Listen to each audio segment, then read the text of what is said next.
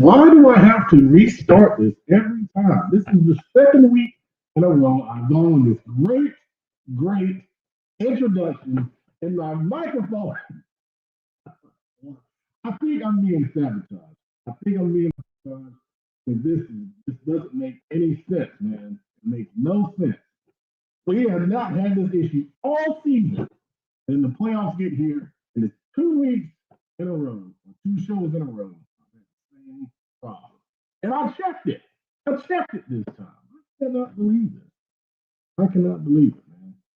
Okay, I still hope you think we're the best show.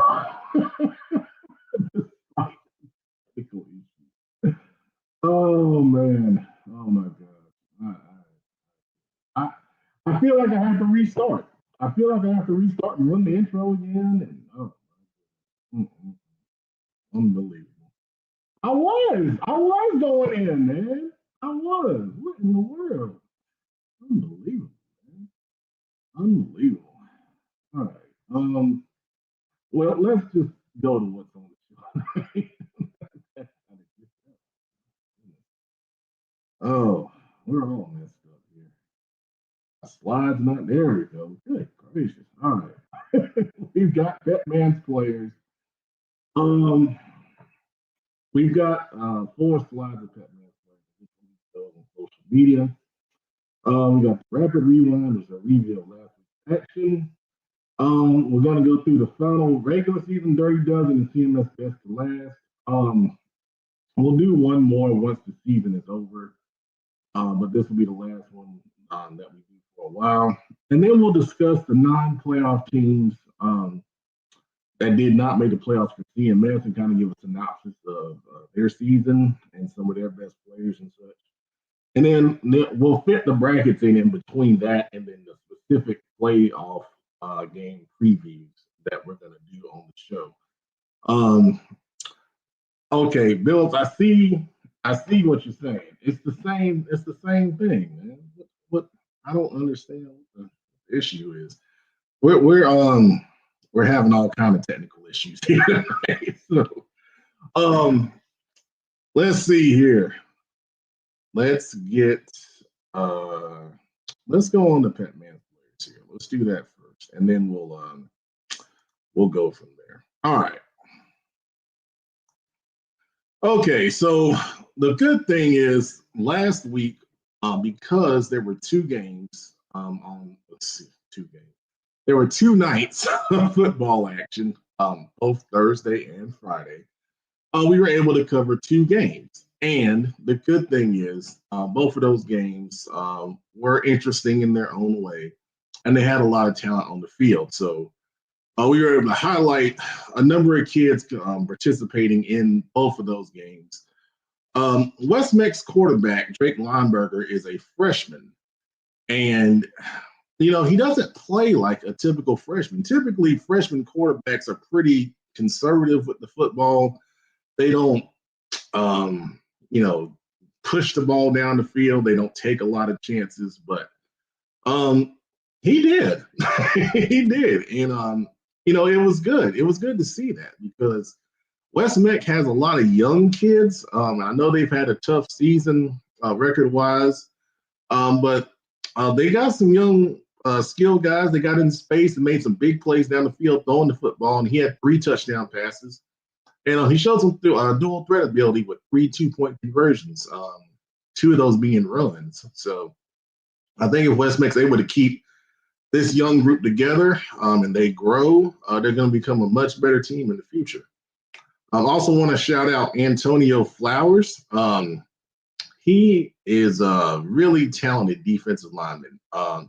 He came into this game having an offer from Syracuse, and he went out here and had multiple tackles for loss. He had a fumble recovery. And then the next day, he got an offer from Southern Mississippi. So congratulations, Antonio. It was a really productive game and week for him in that one.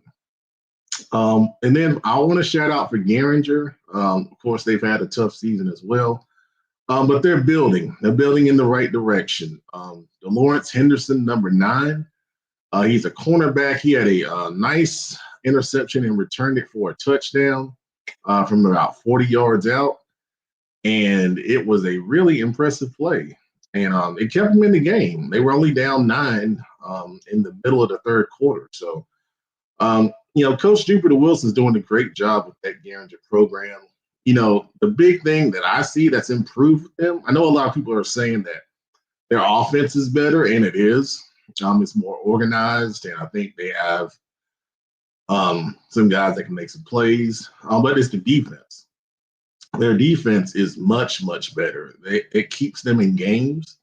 I mean, it was a 0-0 game at the end of the first quarter. And, if you remember the old, kind of Garinger teams, they would go down so quickly that, whatever offensive game plan you had would have to go out the window because you have to start trying to throw it and get back in the game.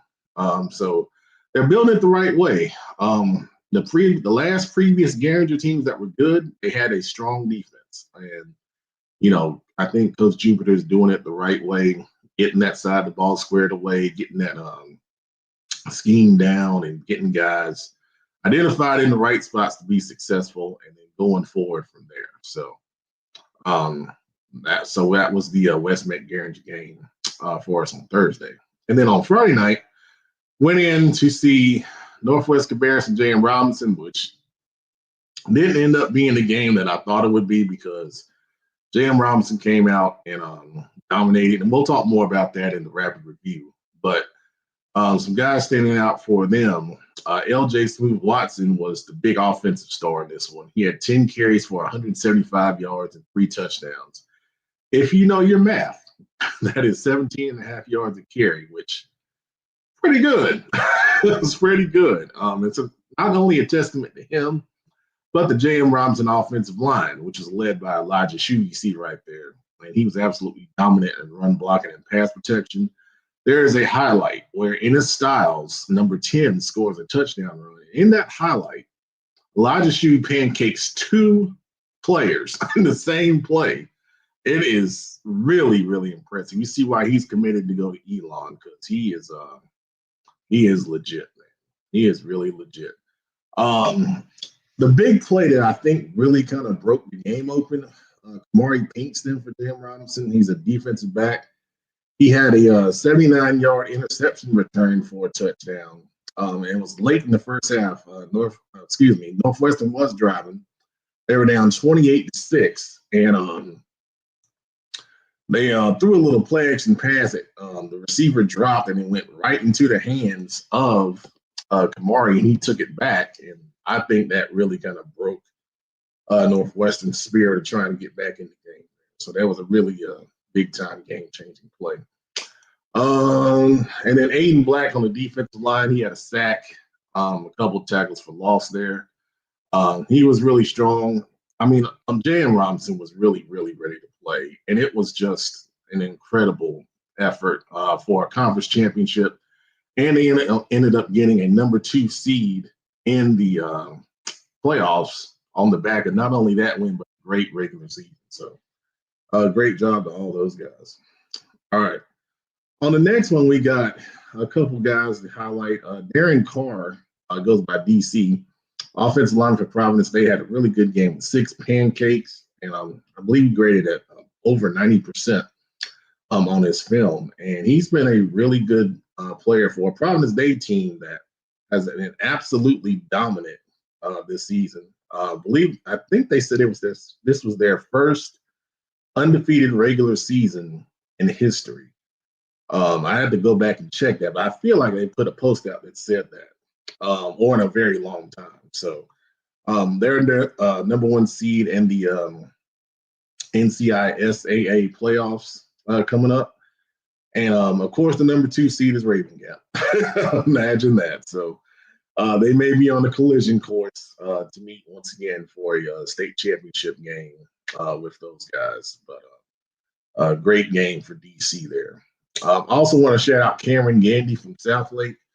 Southlake's had an up and down season, but Gandy got a chance to show off his arm right here, going 21 of 30 for 408 passing yards and 5 passing touchdowns. And that game got Southlake into the playoffs. There's a number 7 seed, so they'll be on the road this week coming up in round 1. But he's a talented guy. He has that offer from New Mexico. He's got a strong arm. As long as he gets time to put it down field, he's going to make some big things happen. Last one to highlight on this slide is Keelan Shelton Jr. from Providence. I had several people reach out about him, including his coaches, to be highlighted here. What a performance in a conference championship winning game for Providence. 18 tackles, 3 sacks, a forced fumble, and over 100 yards in return yardage. I mean, getting it done in so many different phases there. He's a heck of an athlete, one of the best in the state. We got him ranked as one of the best in the state in Prep Red Zone, North Carolina. And he came out, and in big games, you want big-time players to make big plays, and he certainly did that. So congratulations to Keelan on that performance. All right, on this slide, I got to highlight Dominic Morin from Mooresville. He had the game-winning touchdown reception in that incredible game of Mooresville defeating Lake Norman in a comeback fashion, 23-21. Single coverage in the corner end zone. That's what you want your big receiver to do. And he got it done. It was a great throw by Brody Norman as well, got to say that. Josh Falzerano Jr. from Myers Park. I feel like he's on here every other week. But he deserves it, man. 28 carries, 208 rushing yards, and 4 rushing touchdowns, and a big win for Myers Park over South Meck in a traditional South Charlotte rival game. It wasn't close. Myers Park was up 26-0 at the half. We'll talk more about that here in a minute. The last one to highlight here, well, actually, I'll highlight both of these guys. Shama Cabell and Samari Cabell. They're brothers up at Conley High School in the Greenville area of North Carolina. Shama, the receiver, 5 catches for 107 yards and 2 receiving touchdowns. And then Samari, he's the quarterback, threw for 141 and 2 touchdowns and had 157 rushing and 3 rushing touchdowns. So brothers getting it done. Samari's a senior, Shama is a junior. So brotherly love getting it done, man. You got to love that. All right. Final slide of Petman players. We're going to highlight Brennan Walls with another incredible game on both sides of the ball for Christ the King. 170 on the ground, 4 rushing touchdowns, and turnaround defense, having 8 tackles and a sack. Christ the King is going into the playoffs with a good seed. First-year head coach Charlie Jackson doing a great job with those guys. And then a couple quarterbacks to highlight. Down in Richmond County, Evan Hodges, what a game here. This was a big game. They defeated Pinecrest 58-27. The Raiders are really throwing the ball. Hodges 12 of 16 for 377 passing yards and 5 passing touchdowns. Adding 37 rushing yards on the ground there. And then Land Former from Shelby. How many times have we talked about Land? My goodness. 27 of 32, 311 passing yards, 3 touchdown passes, 2 rushing touchdowns. And I'm going to tell you right now, college coaches, I don't know what we're waiting on with Land Former. I have no idea what we're waiting on. That guy is a heck of a talent. And he continues to carry that Golden Lions offense to high levels. So congratulations to all those guys right there. All right, we're going to bring on a couple guys to the show. We've had all kind of technical issues. They changed the link to the show. I don't know why we've been using the same thing all season, but things been going crazy. I don't know what it is. I'm telling you, we're being sabotaged, man. I know who's behind it. But first of all, it's time to bring on the illustrious Brandon Billups, known as Coach. I don't know what you were doing, but I do the same thing every week. And the last 2 shows just going crazy, man. They say you were muted and everything. Well, I don't know. Man. Like J-Mon, I was discombobulated. That's a high level word there. That's one of the words we used to use in SAT prep. Never used. Stuff. That's that Mooresville education right there. You're right, Jamel. It's something because we're beating them in the ratings. That's easy work. Oh man, that is funny. Chat administrator, thank you, chat administrator, for this. We had to shout out the West Iredell defense. They broke the state record with 5 pick sixes in the first half against Bunker Hill last week. They won that game 70-24. That when you the head coach, you bring the OC and you bring him in at halftime. You tell the other coaches talk to the team, and you tell them you throw that ball one more time. I got a story. Because I have been that OC. I got a story. I got a couple after the show because I almost got in a fight. You remember I told you for a couple when we was at Gans and Coach Galloway. Hey, Coach Galloway and a coach who's the head coach that I ain't gonna say his name because you already know what I'm talking about. He cussed him out. Mid play call. I started laughing. Oh my goodness. Kim, it's good to see you as always. I'm glad you're late because you missed all the fun in the beginning. Oh my gosh. I was like, what are you doing? I got you, Jared. Thank you for that, man. Appreciate it. We ain't never gonna forget Braylon. You know, they ran into a buzzsaw last week, man. It's all right. Who that? They played Providence Day.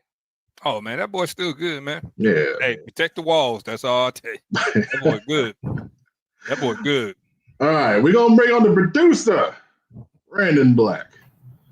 Man, listen. It's like you sent me to the wrong stadium, man. I get there, all the lights turned off, ain't no cars in the parking lot. It's like he told me it was an away game, but it really was a whole game. So I get to this other school, ain't no cars there, the lights are off. You just sitting there looking, man. Like, what's going on, man? And then he's sitting on his sweating. I'm sitting here texting like, dude, he goes send me the link, and then he goes, I sent the link. He didn't send it about 5 minutes ago. I end up in the right stadium now. It's fine, man. It's cool. I don't know what happened. It's supposed to stay the same. I don't know. I'm using the same studio. I got a comment on one of the other comments. Go ahead. 5 pick sixes. At what point do you just stop throwing the ball? There you go. I'm telling you. At what point do you just switch to a wing T mid game? Just like, you know what? No more. We just power eye from here on out, man. After about 2, I'm not putting the ball in there no more, man. I'm saying. Well, I can tell. I can tell y'all this. You know, I know Bunker Hill had a lot of success the previous week throwing the ball because the quarterback and receiver were both are Batman players, so they probably felt like, you know, we just got to, fix a couple of things and get it going. But I mean, you got to shout out West Iredell too. That's hard to do. I mean, that's really hard. Some defenses don't have 5 pick sixes in a season. If you have 5 in a season, that's great. That's great. Having 5 in a season is amazing. But in a half, man, that is awesome. You know what? Right. Let's give them more credit instead of pointing the blame on the other team. Let's give them their credit for making it happen. I don't know, man. I don't see some kid once that ball get picked, they throw their hands in there, also play, start crying. These kids different. I wish I would have done that playing for Coach Knott. Coach Knott would have dragged me off the field. It's a whole different era. We can't even compare. But we also going to welcome to the show after a brief hiatus, Coach Dub, Robert Washington, in the playoffs. What's going on, gentlemen? Hey, man, hold on. Yeah. Go and hit the exit studio and go prepare for that playoff win. You've been good since you have been on here. Go and hit exit. Get out. We good. We good. We just finished up our conference football meetings. So I can tell because you look perturbed. You look perturbed when you got all your little Mountain Island stuff on. What? You gotta explain that to me. I'm ignorant. What do perturbed? What does that mean? Look a little I don't know what say it either. No, it's country slang. Little country slang, man. Little disturbed. Coach Sauce. Who are you talking about? You talking about Coach Dub? I know, man. He looked like Joe. He looked like Joe Hughes. The athletic version, the athletic edition. Let me explain this to you. It is officially Joe Hughes bogging season. So in honor of Joe Hughes bogging season, I had to win my bogging. Billups, you forgot yours, but no, if anyone knows from this area, Joe Hughes loves his boggins, and he's gonna pull up in the boggin. That's why I say he looked like him. The athletic version. Oh my God, y'all are something else. He do. Let's move forward with the show here. Hey, Rob, we could be old. I love these hoodies because they protect your neck and stuff like that, boy. Hey, good old. Last week, Providence defeated RG Kell 28-14 and won the Southwestern Conference. In that game, they had 11 sacks for Max Preps, led by Adelaide Martin with 4. Young man Corey Cunningham, stud defensive tackle, had 3. Talk about Keelan Shelton and his performance on defense, special team. That's what it said. 11. I gotta watch that tape, boy. That one. Yeah. Boy, they supposed to be 11. So, thoughts on Providence's big win there? About time. Good job, Wes. Congrats. You gotta do it again this Friday. So don't. Yeah, we're gonna talk about that here in a minute. Hey, you better let that go because I already know. Hey, they don't come back. Wes, lock in, brother. Yeah, we'll talk about that. But congrats. No, all jokes aside, congrats. You know, everybody know how much I love Dr. Harrell over there. Actually, she's retiring in a month or two. Oh, so this is the end to an era over there. Dr. Tracy Harrell, I love her. That's my dog over there. And they actually getting him Cox Mills principal. He's gonna be the new principal of Providence. Oh wow. So yeah. Oh great. All right. I still know a lot of people over there. Myers Park. We talked about that briefly. We were talking about Josh Fosbrand, the running back, having a big game. They defeated South Meck 40-14. They were up 26-0 at the half. Played even in the second half, but obviously with that big lead, Myers Park kind of cruised to victory there.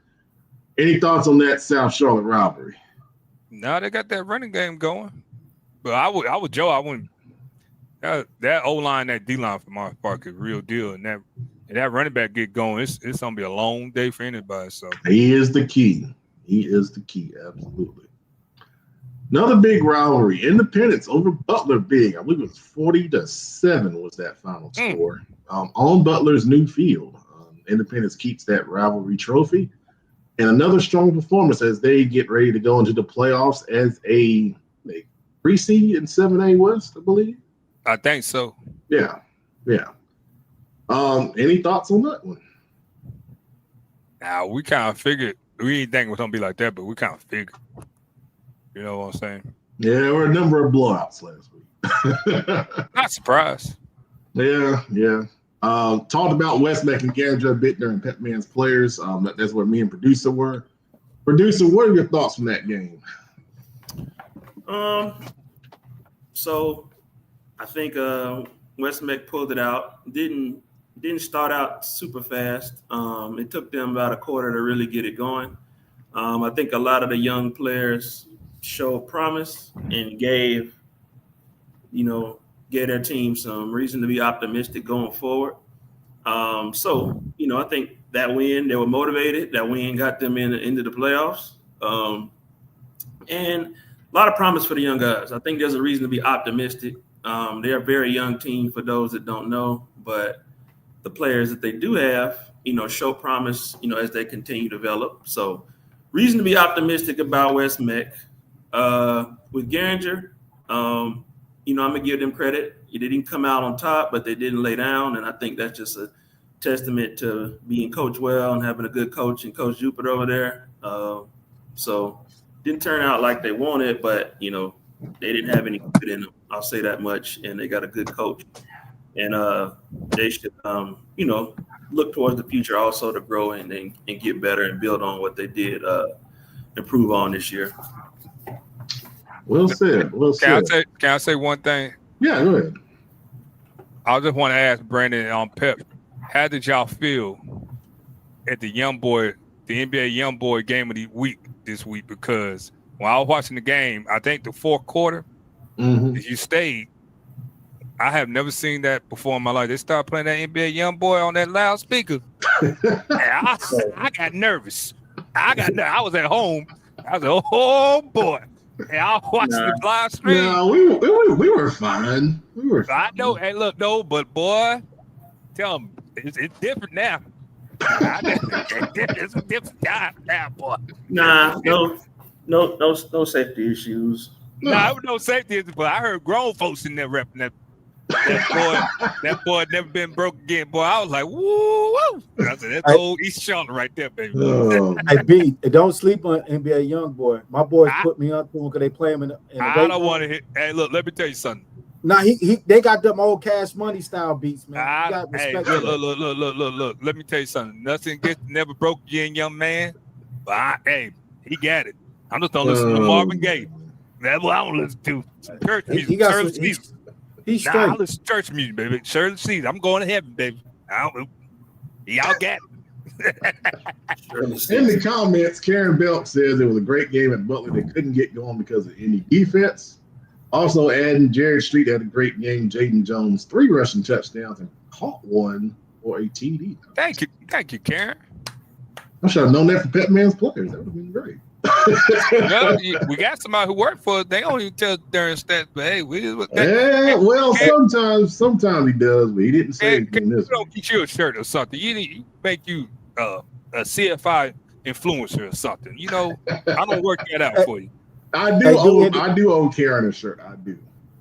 Well, speaking of Karen, do they have a bye or? Yeah, they got a bye.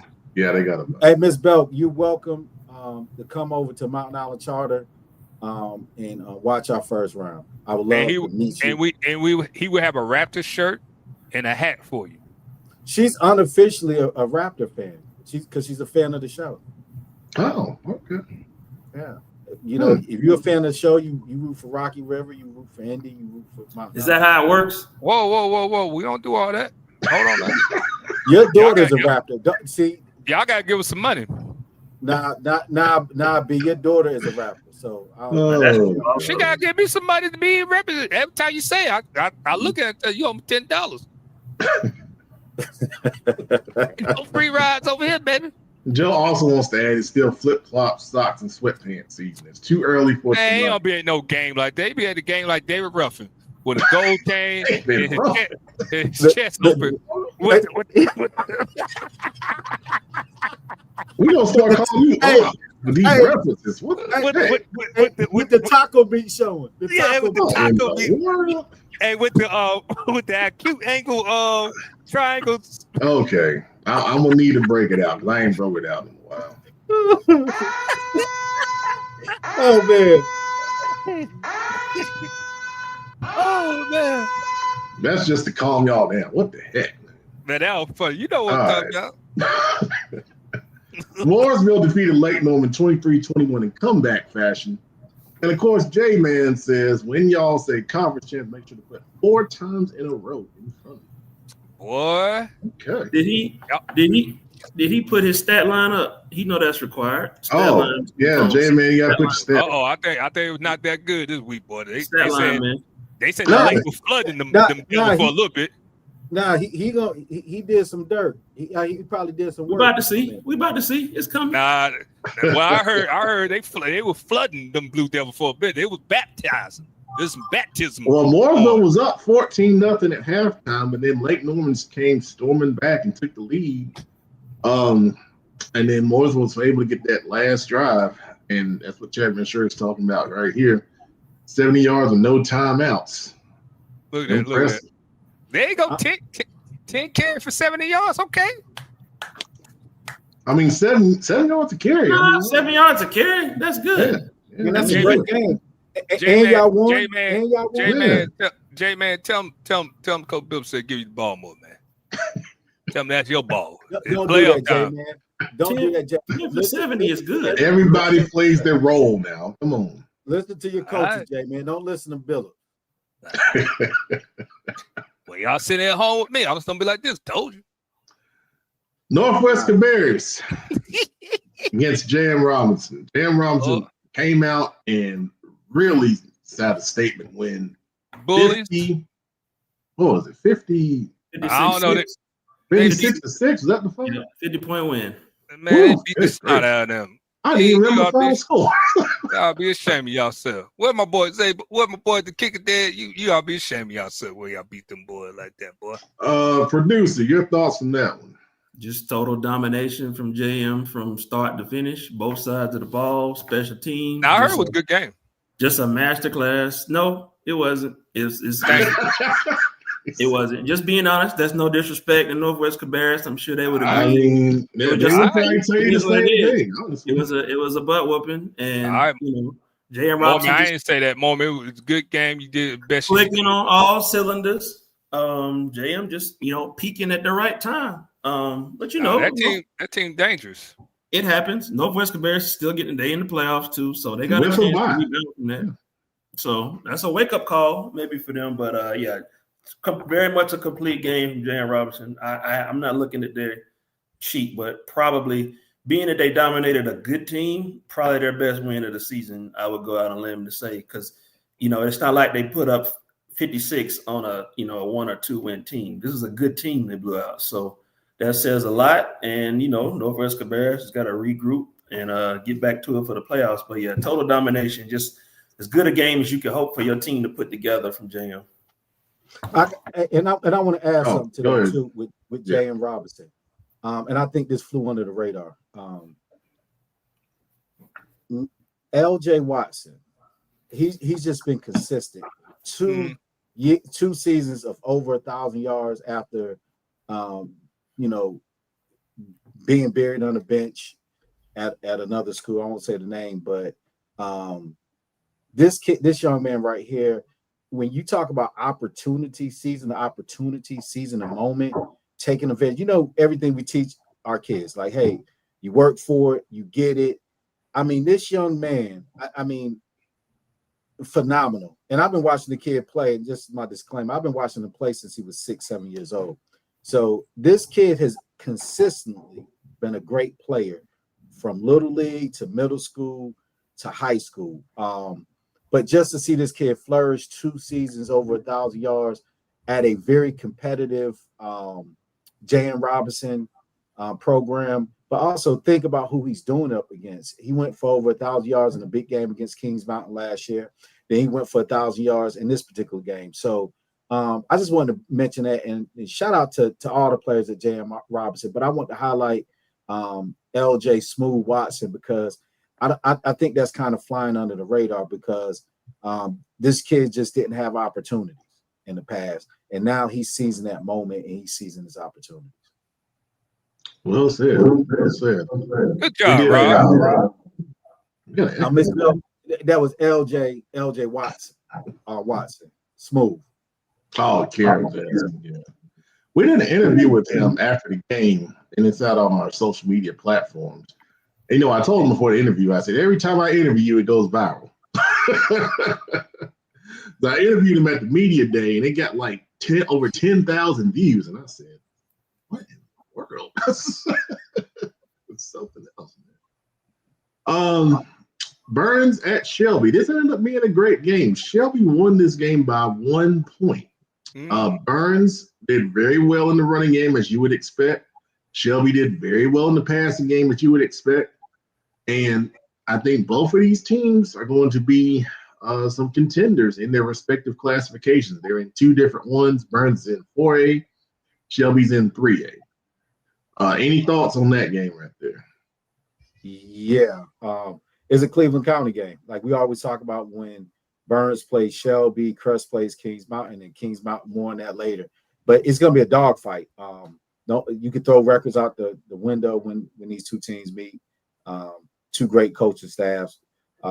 It's a lot of pride because you have kids that might have went to Burns or might have went to Shelby, or parents went to Burns, but they playing at Shelby, or vice versa. But that's a big old community in that area. They're all familiar with each other. So that game's a pride game. So everyone's going to lay it on the line. Not saying they don't do it every game, but this one, winning that game brings a lot of bragging rights in that area. So I'm not surprised at all. Yeah, for sure.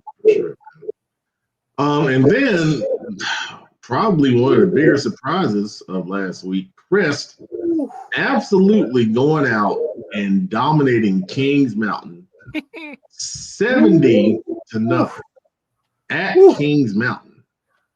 Woo. Man, you think Crest was a little upset about losing to Ashford?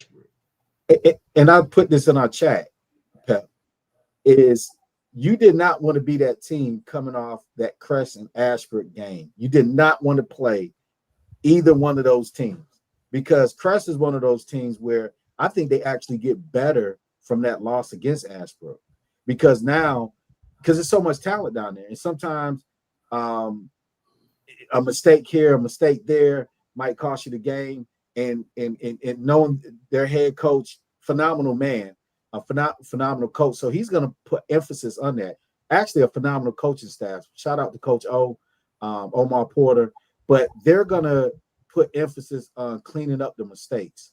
So those boys probably have one of the best practices. And I don't know this for sure, but just being a coach, they probably have one of the best practices of the year coming off that Ashbrook week. And all I can say is Kings Mountain caught them at the wrong time, man. And I can see Crest going very, very deep in the playoffs. I wouldn't be surprised if they make it all the way, just because the talent they got and them boys fired up.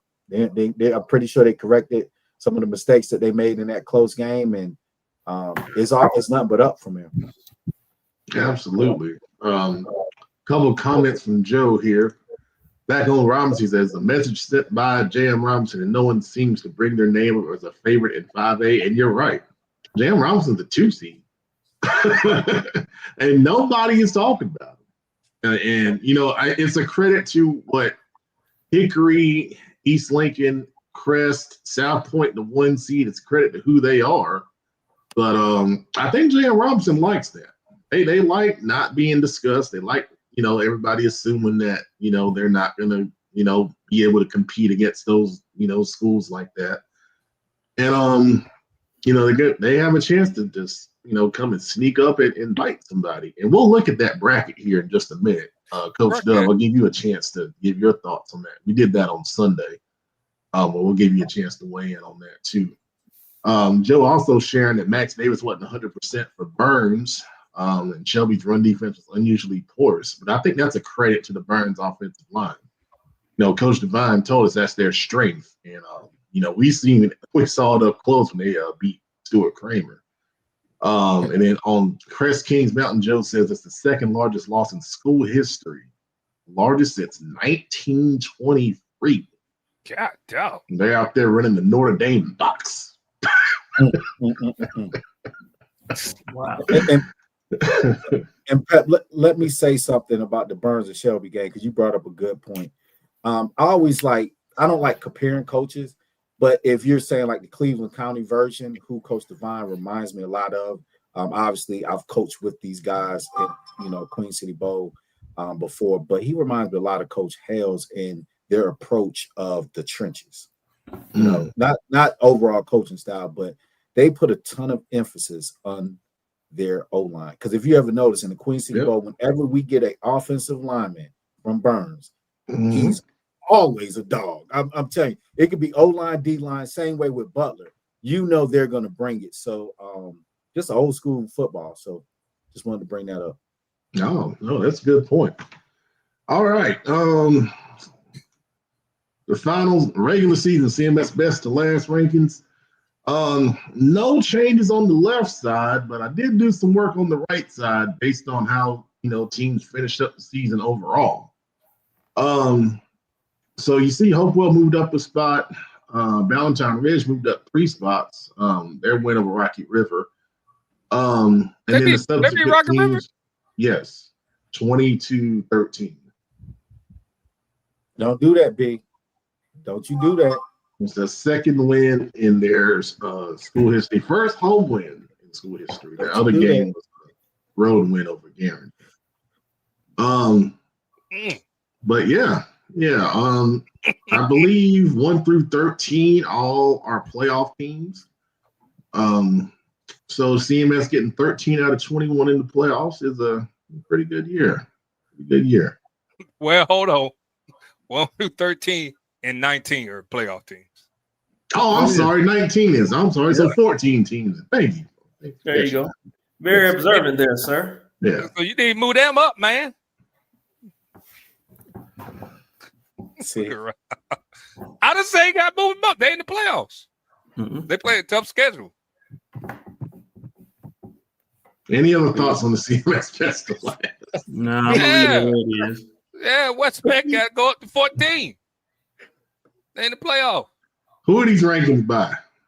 My bad.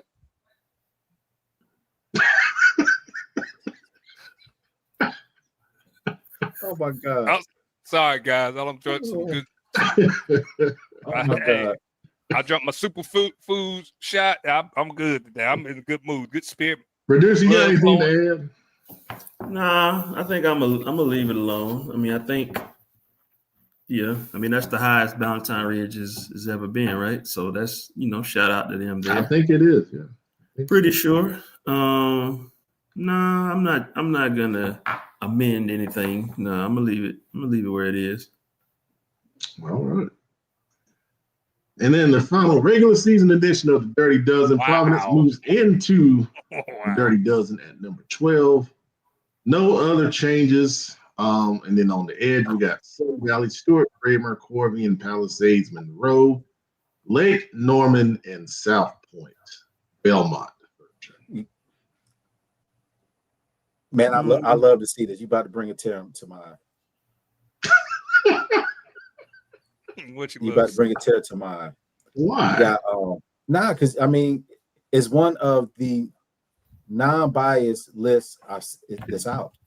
It's no politics. What other list has bias? Who putting out biased lists?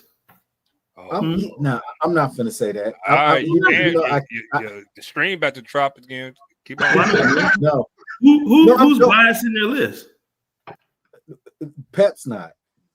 That was a great answer. You're gonna focus on who not instead of who is. I got you. There you go. Good job, Brandon. Hey, Brandon, that was good. No, seriously, because you got to look at. I'm going through this list. So, like, look at Sun Valley. Sun Valley, like a little farther off, and Indian Trail don't get a lot of publicity. Stuart Kramer's and they will after tonight's list. And the thing is, like with Stuart Kramer is playing phenomenal. Also, Corvian. I understand we're in the same classification, but they're doing their thing. And most people, they won't be on a lot of people's list. Palisades too, because Palisades is a better team than that record. So people can sit there and max prep, watch Palisades. The people do it. They look at max prep. Well, they beat this team, and we could beat them. Nah, when you play against Coach Simmons, man, you got to come coach, man. If you ain't, because one thing I know about Coach Simmons, his boys are gonna be prepared. He's gonna have them prepared. So, have a bad game and don't be prepared for something in the playoffs, and I won't be surprised if Palisades upset someone. Okay. I gotta do like Ernie do on TNT. I gotta take. I'm gonna stick the note. I gotta write that down. I mean, if I'm not mistaken, all of Palisades' losses were very close. I'm looking at it. Yeah. Now. Independence only by 1 touchdown, 2 points to Clover, and they lost to Providence in OT. So they, I hate to dwell on the shoulda, couldas, but they're very close to being undefeated. If you look at that, so they're a very dangerous team. Yeah, and when playoffs come and kids get nerves start kicking in, you don't want to play Coach Simmons' team in that situation because I know they're going to be prepared. All right, Coach Doug. Let's see this upset. All right. You just mentioned Palisades, so you think you're taking over South Meck this Friday? This is it, that wouldn't be an upset because they're kind of even. That's why they're 8-9. So it wouldn't be surprising either one, but. I'm not picking it, but like my statement holds true. Like I feel like they could upset just about anybody on this list, not named Huff or West Charlotte at this moment. Well, to Mitchell's point, there Palisades would go to Huff. They beat South Meck. So yeah. But again, Huff is another West Coast team. Hold on, Rob. So you said they beat South Meck. That's not an upset. But you said they are able to upset any team not named Huff. But when they beat South Meck next week, they're playing Huff. Yeah, that's what I'm saying. Listen to what I'm saying. Brandon, since you got your sticky notes, can you pull it back up? You just said they finna upset, so if No, they do I need to talk slower? So what I'm saying is they can upset anyone, and this is my personal opinion, outside of Huff or West Charlotte that's in this bracket. And they playing a team in the first round that's not Huff or West Charlotte. So what am I saying? But you then said, hold on, because I'm getting old. I'm about to turn 41 next Wednesday. You said if they beat South Met, that's not an upset because they the same team. You said they're that, correct? They're 8 and 9 based on how the brackets is. Okay, that's all I wanted to know. You make sense. Let's go next one. I got to go upsets.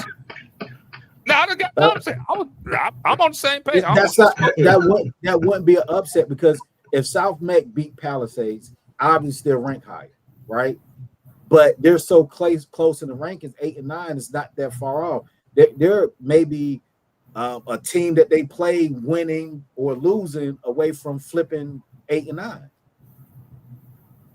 That's just how these rankings work. And I'm not saying that they're perfect, but like I respect what you said. I get what you were saying. You were saying basically they could upset any team not named Huff or West Charlotte. You're not talking about how the bracket was set up. You were just talking, correct? I was just talking. Okay, let's go. You make sense. Let's go. Hey, let's go. Producer, what game in the 8A West here has you intrigued for the first round?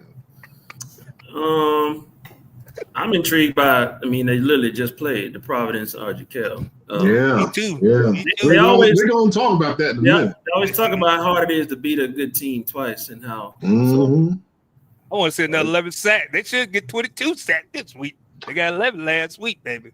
All right, 7A West. Coach Doug, what you interested in here? Any of these games on the screen?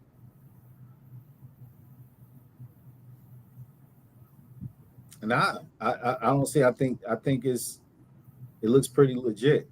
All right, let me move up for you. And it's a disclaimer. I have not looked at any of these brackets. I've been focused on 2A West. Yeah, that's why we're doing it. I have not looked at any of these brackets. Yeah, Rob. That's what I wanted to hear. I can help you out, Rob. Scroll up. No, we're at the top of it now. Oh, there's one seat up. The only one, RJ Reynolds and Wes Cabarrus is gonna be probably a decent game, and maybe that A.O. Brown South Iredale, maybe. Yeah, South Iredale's played a tougher schedule. They've only won 3 games, but we know they're dangerous. They can go to football with Cowan. Page and McDowell, maybe it depends. I don't know. I don't know either on that. I don't know. Marvin Ridge and Chapel Hill. Like you were right, but I think it's the ones up. You get what I'm saying? I think second round, this one gets very good. Second round. So in the comments here, J-Man is surprised you're gonna be 41, Phillips. Well, that's what happened. 84, baby. Joe, you said you're getting old. Okay. Man, Joe older than me. Shut up. J-Man saying South Iredale and Brown's the best game in 7-8. Yeah. Yeah. All right, 6A. What game intrigued y'all here? Alexander, no, it's not. No, it's scroll up. We can go. There's the top. I think that's South Stevens and Mount Tabor, and I know that wouldn't be a popular pick up there, but it's almost like that 8 and 9 we talked about with South Mech and who did we talk about? Southeast Guilford and Central Cabarrus probably going to be a good game. Yeah. That's a sneaky one. Yeah. That is a sneaky one. And you're talking about, say again, Rob, what are you talking about? No, I just think that St. Stephen's and Mount Tabor is going to be a good game out of that. Now, Pep talked about Sunday. I had to do some research, but I think after I did a little research, that's one I would be curious to see. maybe. Yeah, so our Dudley guys stay in Dudley and Glenn, which is 11-22 matchup. But I mean, the way Dudley's been playing, I think Dudley got Glenn. Yeah. Like that's I get what they're trying to say because they don't want to sleep on Glenn, but no, it's just like Jay. It's just like Jay Man talking about Kings Mountain, Ben L. Smith. Now I respect him, but nah, come on, Jay Man. No, now you guys talked about the way Crest bounced back from Ashbrook. I want to see how Kings Mountain responds. They still bounce back.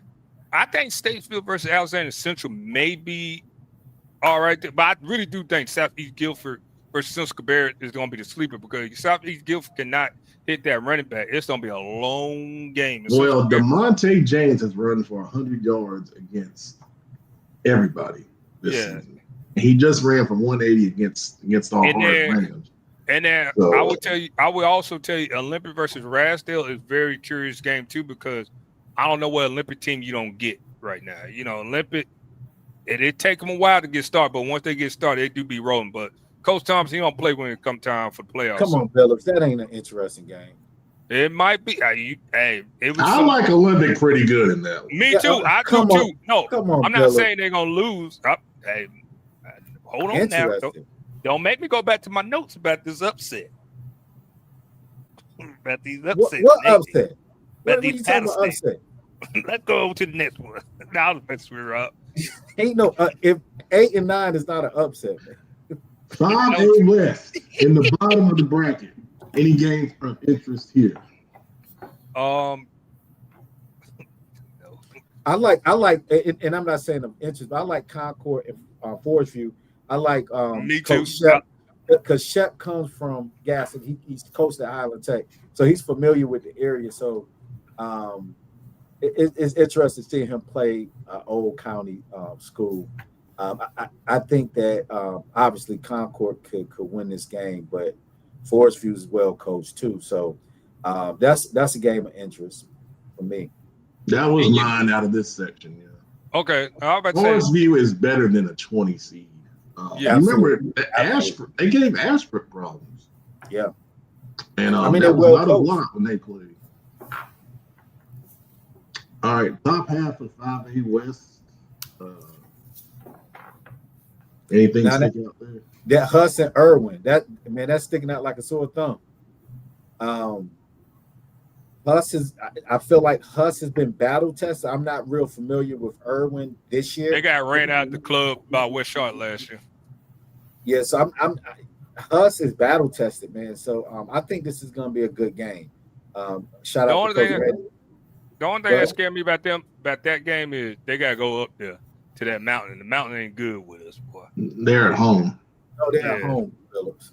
They are. You gotta look at your notes, brother. I ain't take no notes just like you did.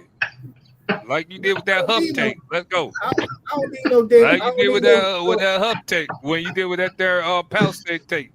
You put it out real quick. It was a good one though. Man, I'm gonna see you in the car line. I'm gonna roll up on you in the car line, dog. Oh man. All right, 4A West. Any games in this section here? Let me shout out again. I talked about him earlier. Stuart Kramer getting that bye. Man, that's great. Shout out to Coach Asher Simmons. Great, heck of a season. I got a good question for you, Rob. Is that Ford Lake Norman Charter game gonna be good? I was just about to get to that. Yeah, it's gonna be real good because Ford, and obviously we played them, but we played them with like our third, fourth string quarterback. But I'm talking about schematically,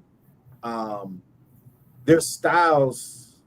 Like this is an intriguing game. I got Ford in this game because Ford, and I understand North Lincoln is down this year per se, down whatever that means, but Ford went in and smoked them last week, and those guys playing off of that momentum, because you got to realize Ford did not win a game until the last game of last season. That was their first win in like I don't know how many years, and then they came in the first week, and they ended up beating us 14-0. And you could tell that their coach, man, he's shifting that culture, man. And it's something about believing, man. And this is the beautiful thing about working with young folk, that sometimes they don't realize how talented they are, and sometimes they can be their own worst enemy. And when you can get a coach that go in there and can coach and breathe life into a program, and that's what Ford's done. So, but I'm not sleeping on Lake Norman Charter either. They're battle tested. So I think that's the game right there for me. They sound like their coach is Ted Lasso. That's above your head right there, Rob. Pep note. That's why you laughing. So J-Man saying Bandies in South Carolina. I'll tell you, Bandies is we talked about this on Sunday. Bandies is the best 10 seed, I think, in the playoffs in all these brackets. Like, they took Hickory to overtime last week. Bandies good. That's the one who the quarterback. That quarterback we were talking about, yeah. Like I said, when I watch it, the only thing that scared me about Bandit, they don't look like it's got a nosebleed, but that quarter they can score now. They can score. They can score. Boy, they can score. That's a bad quarterback. Top half of 4A West. I don't think any of these other matchups really stand out too much to me, really. I like West Ardell getting a home playoff game. I think I saw this was the third home playoff game they've had since 1991. Whoa, I was in first grade, 91. I was 10 years old. First grade, baby. Woo! Good gracious. We were listening to Chris Cross in 91. Jump. You had your pants on backwards? You had your pants on backwards? Yeah, you know I did, baby.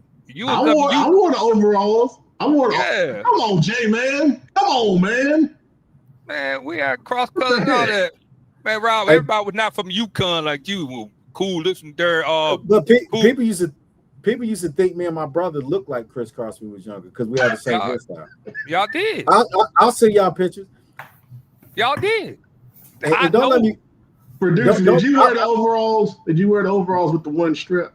No, I had a homeboy who was big. He used to wear his jerseys and pants backwards, but I never got into the backwards. I might have had some of the overalls even before then, but no backwards though. No backwards though. I think I did. You like Chris Cross? You like ABC? You like Another Bad Creation? Hey, B, you probably had a triple fat goose, didn't you? No. I ain't heard that. That's something I ain't heard in a long time. I told you he from up north. Man, they came out to listen to Wu-Tang. Look at. We were listening to Wu-Tang. Well, after 3A West bracket, anything you can hear. Oh, we got to shout out Coach Tatum with that bye. Walkertown with the 6 seed, man. Awesome. Good job. Nah, that stands out to me. Shelby as a 10 is unusual. Yeah. We kind of talked about that on Sunday. What? I'm a Union Academy looks interesting because Union Academy is better than a 19 seed.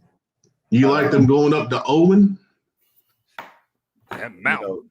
More horses. It's a little different up there, but I mean they got a talent.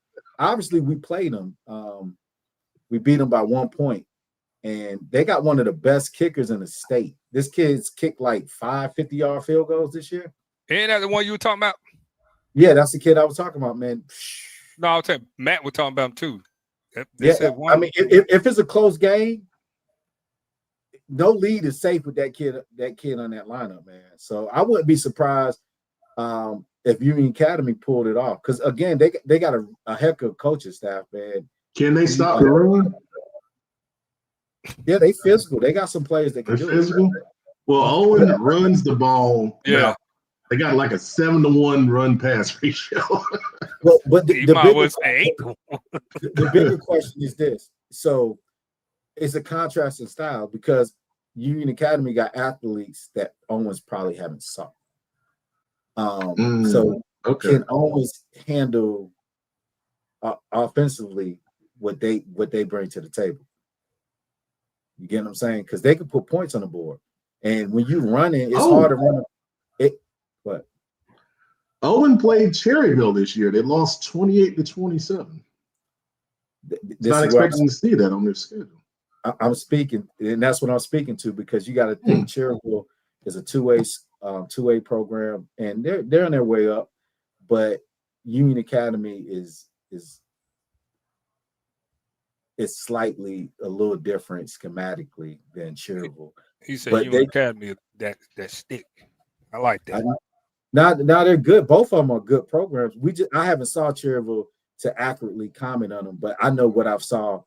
And I have watched a little bit of Cherryville film because a team we was playing actually scrimmaged them. But Union Academy is a different beast. So I think they're better than 19 seed. That's all I'm saying. So shout out to Coach Sledge at Union Academy. 46. Dakota McCann with a good question about Thomasville and Chase. I have seen Chase. I saw them in the preseason when they scrimmaged against Bessemer City. And they have Crest's old coach up there, Coach Selseby.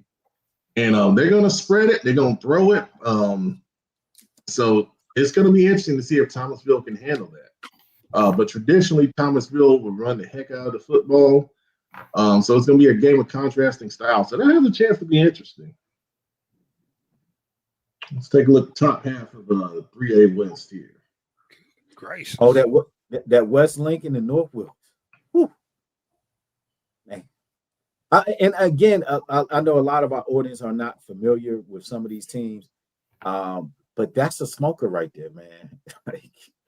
I think we learn a lot. Take your word for it. If you say it's a smoker, then that's what it's a smoker. No, what I'm comparing it to, because sometimes we look at Max Preps and say, well, this is their record versus that record, and you compare two records. I'm comparing two styles. I mean, West Lincoln, they're playing in one of the toughest leagues in the area with Shelby, Burns, Lincolnton. So Stuart Kramer's in that conference. So some of their losses, they lost to good teams. I mean, all the teams I mentioned, they got buys. So they're not losing to any cupcakes. You know what I'm saying? So I'm just saying that's a good game. Right. Yeah, he's right, because they got beat by Lincolnton, Stuart Kramer, Burns, Shelby, and North Lincoln. He's right. Interesting.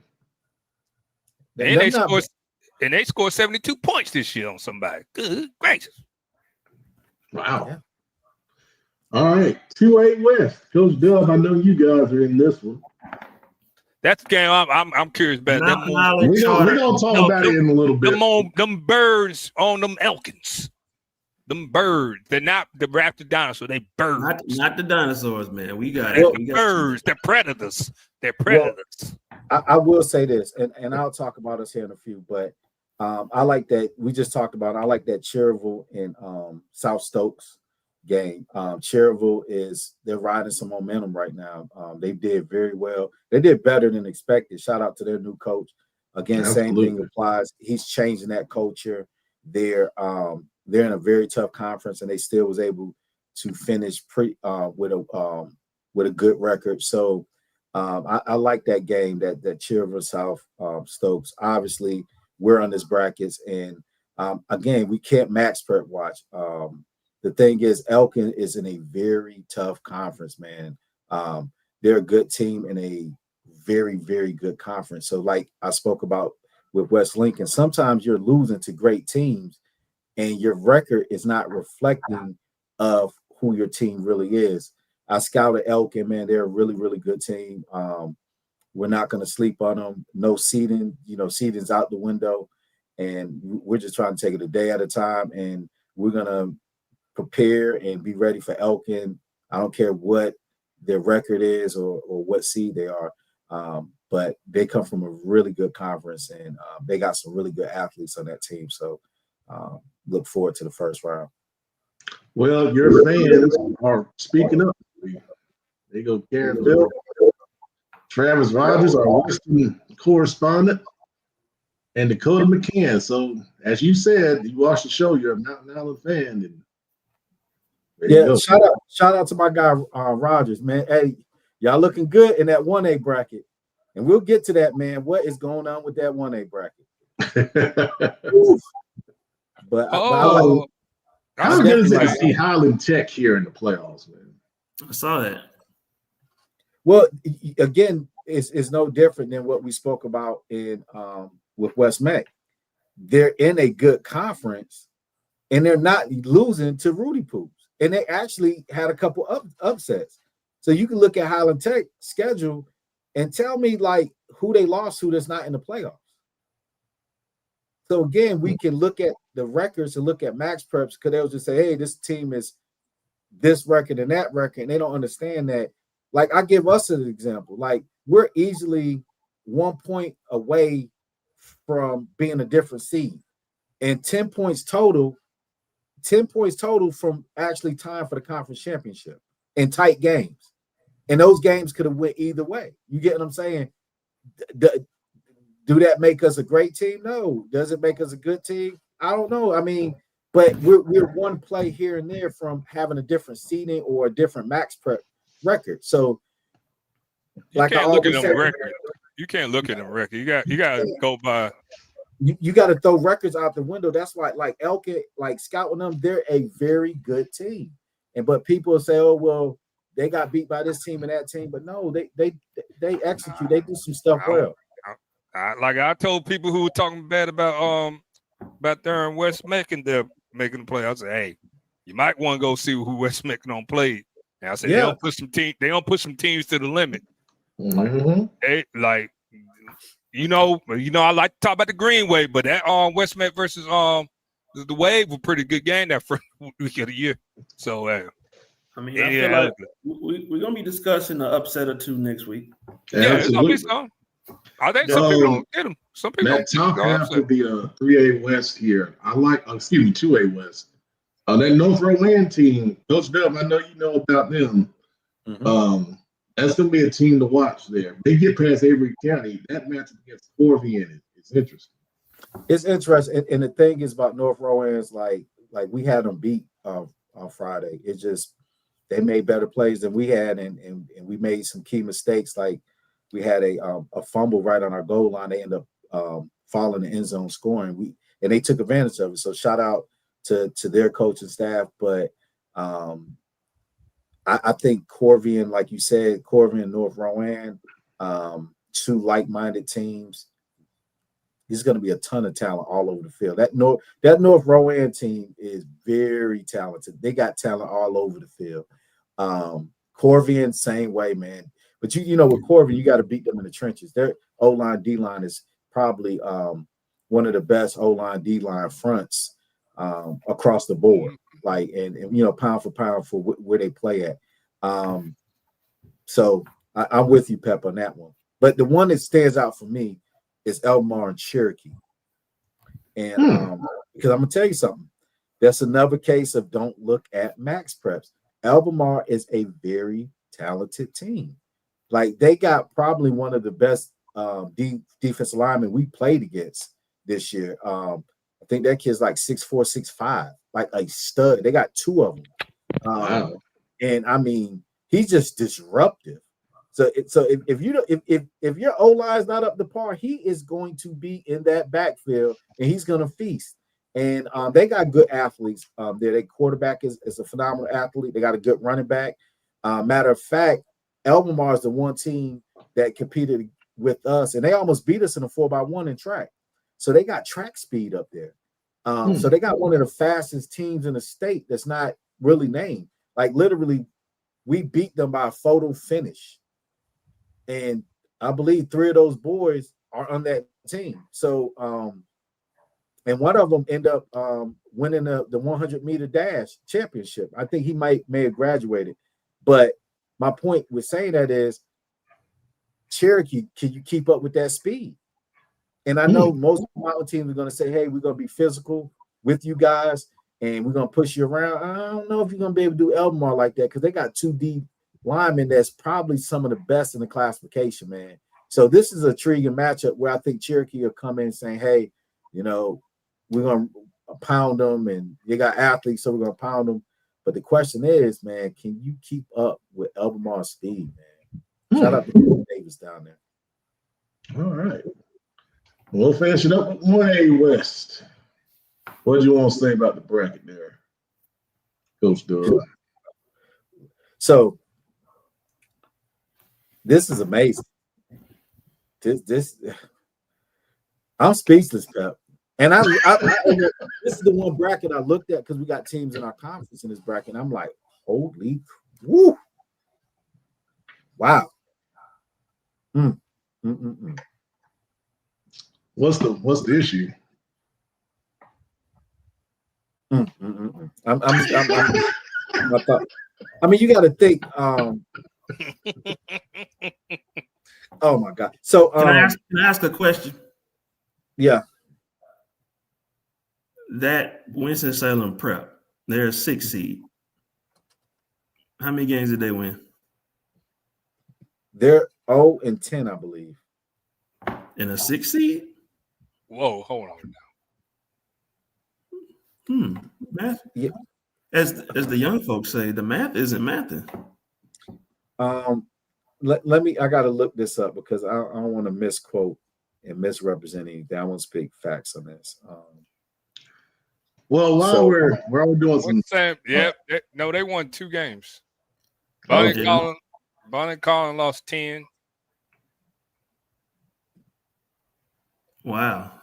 So Cherokee, Travis Rogers says they're a passing team. So Cherokee's passing. Well, they got a nice stadium, man. Have y'all seen Cherokee Stadium? No. Hey, but man, it looked like everybody made the playoffs except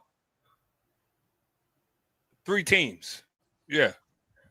Because there's only 23 teams in 1A. Okay, I get it now because North Stokes only won 4. I just looked it up and they got a bye. Okay, so it's just not a lot of teams. Okay. Yeah, it's 23 teams. Huh. Yeah, but this is where you start seeing the flaws in. This is where you start seeing let me not say flaws because that's a matter of opinion, and it's not my opinion. What I hear from people is that what was the problem with going to 8 classifications in football the way we did. Like I think, like for example, Thomas Jefferson finished 7th in our conference, and we're 18 conference, and they're number 3 with a bye. And I'm happy for them. So what's the solution here? Should the 1A playoffs just be shorter, or should just less teams make it? Like what you see is the solution? I think I think they need to. You know what? Let me not say that because I'm big on kids having that experience. You know what I'm saying? Because if we go, just leave it alone because the classification of what they is. But in a perfect world, we're not at 8 classifications; we're at 6, and that kind of makes more sense because you got to think like, look at Robbinsville. They're absolutely gonna run through this entire bracket. And they know it. Travis Rogers said 2 teams opted out. Interesting. Yeah, but those 2 teams wouldn't even matter. Is Robbinsville? Okay. You get what I'm saying? Like it's probably somebody is 7-3. Yeah, and that 7-3 is about to be how many games you got?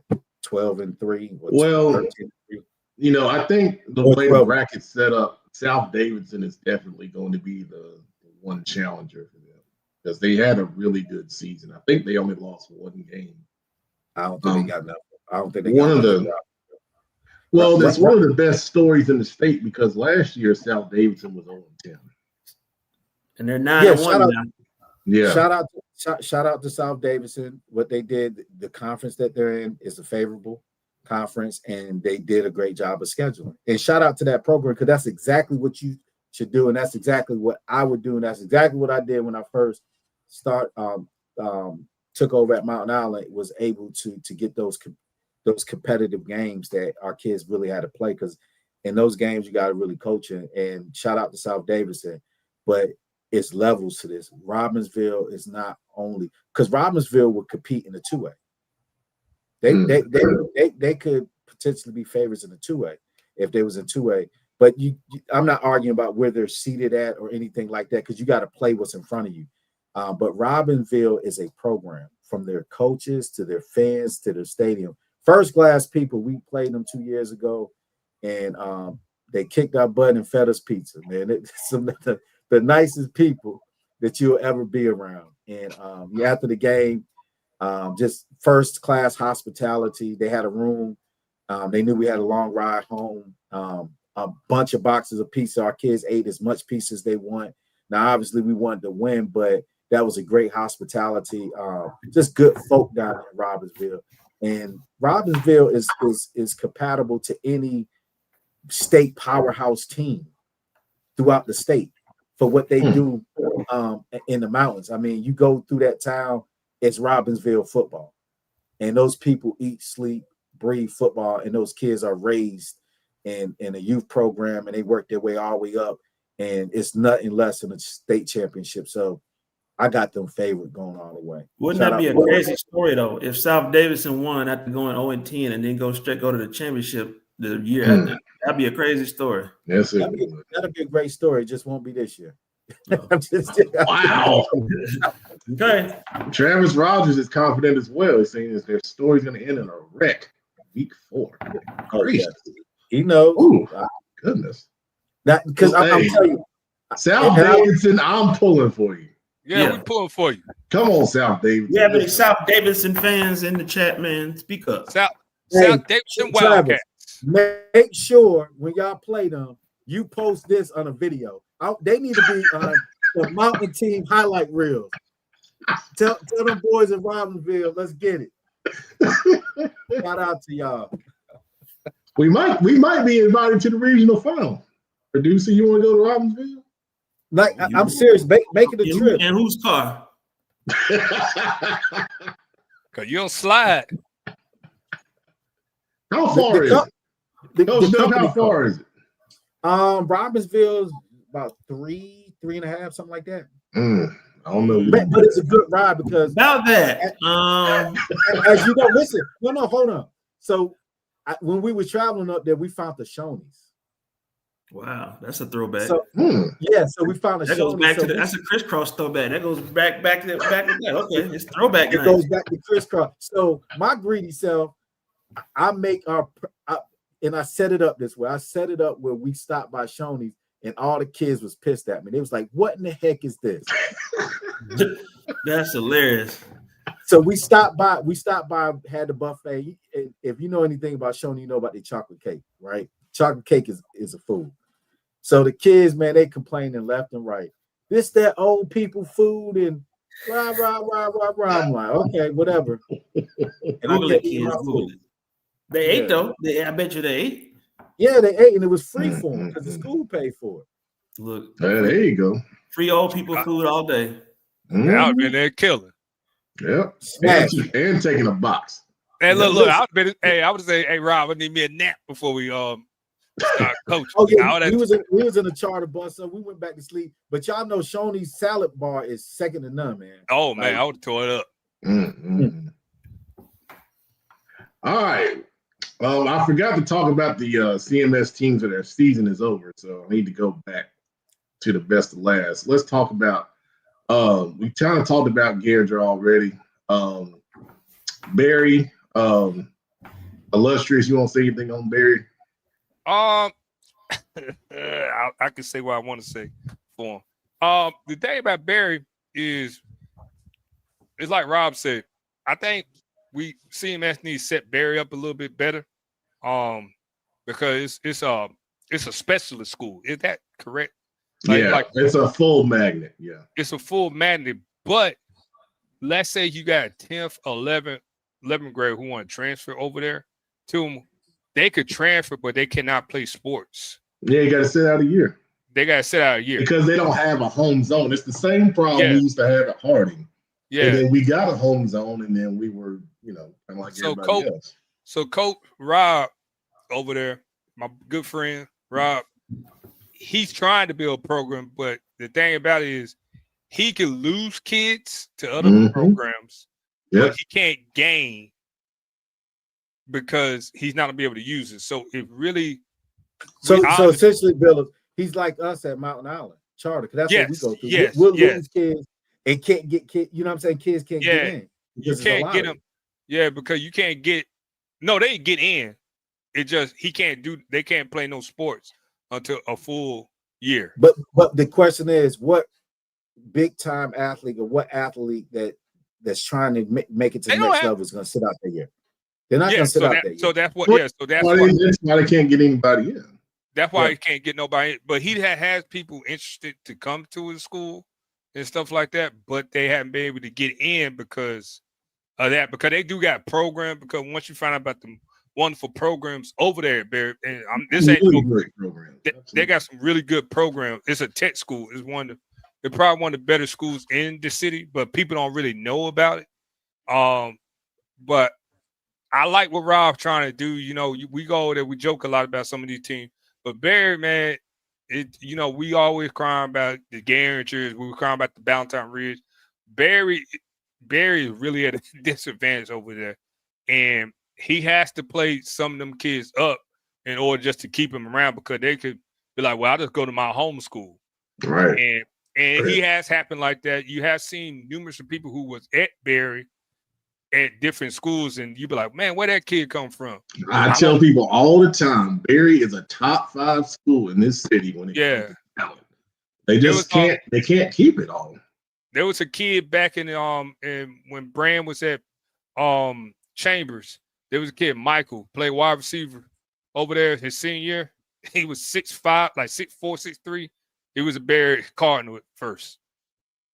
So I'm just telling you, it's a lot. It's a lot. It's an edge rusher at a school that was a Barry Cardinal. So I'm just telling you, like, parents, seniors, I know you want your kids to be successful. I was talking to a personal friend of mine.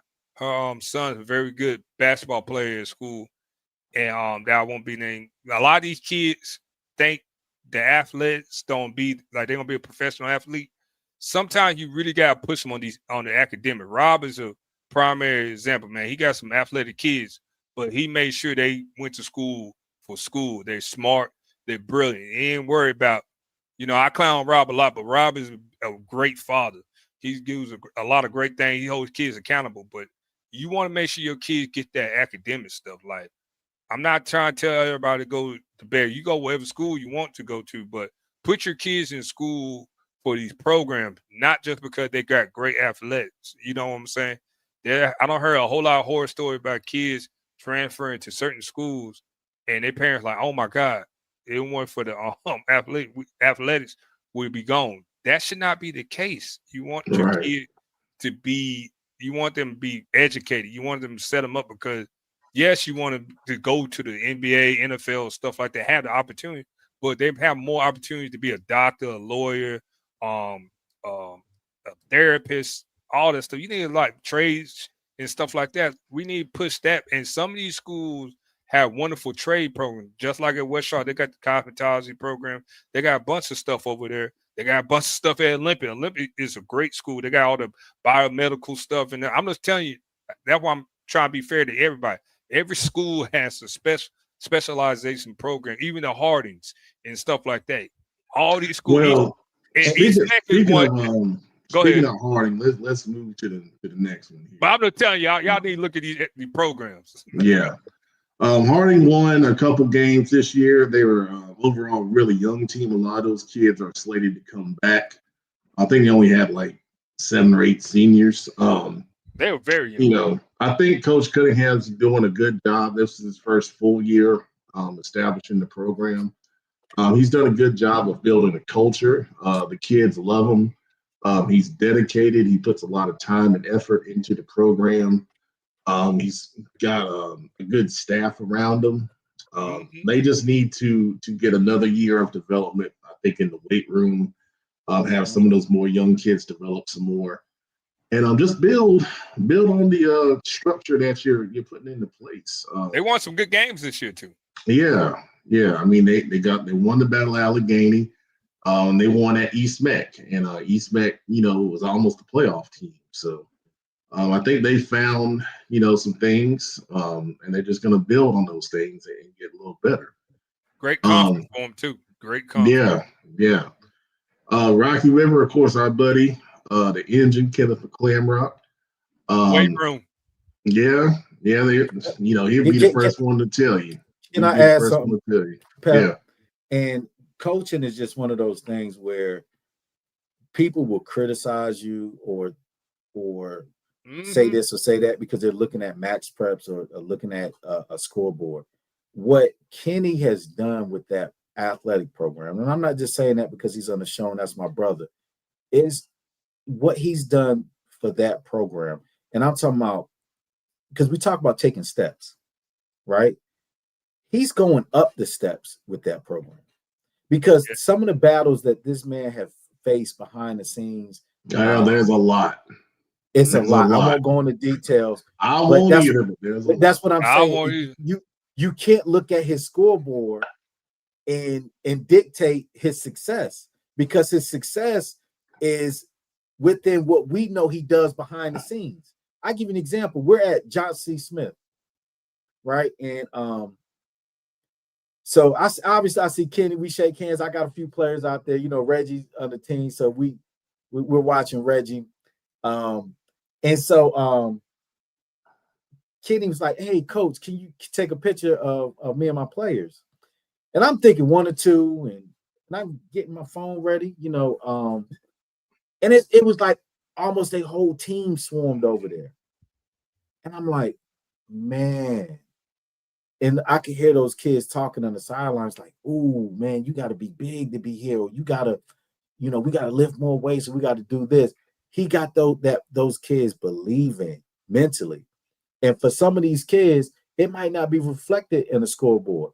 It could be reflected in life because he's breathing life and he's coaching life. So shout out to Kenny and shout out to Rocky River. I know rankings got him at 17, but they're a top 10 program in my eyes. And then you also got to remember this about Rocky River, and I'll say this and keep going because I get long with it. Rocky River is probably one of the only CMS schools that really that's not neighborhood based. Like, and you'll get it, and you know where Rocky River is. It's just like it's out there. And then the schools that the neighborhoods that go to that school, they're really not in that area. So it's tough for them, for the people, for that community really to rally around that school.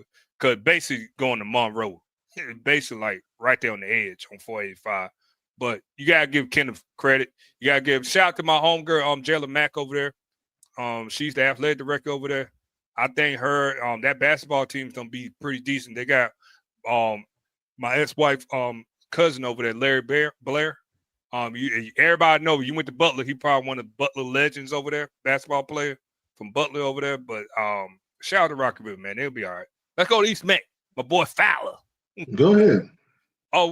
East Mac is another one. They got a great AD. You know, Coach Fowler, Jason Fowler was the O-line coach at West Charlotte back when I played and stuff like that. He actually helped set up the Rocky River program when it opened and stuff like that. I think East Mac is a very young. They don't have to take that. They're losing their best player. That's another program. They don't. Matter of fact, there's a lineman. Well, I can't say that. Tell me not to do. They all lost some good players to other schools. I don't say, but I didn't want you to get a phone call. Well, no, it's okay. I mean, I say this all the time. Every school loses and gains players. Yeah, every school. Yeah, but they lost some. You hear more about the ones they lose, but they did gain some. They did. You're right. They did gain some, but they had a very talented O-line and a quarterback.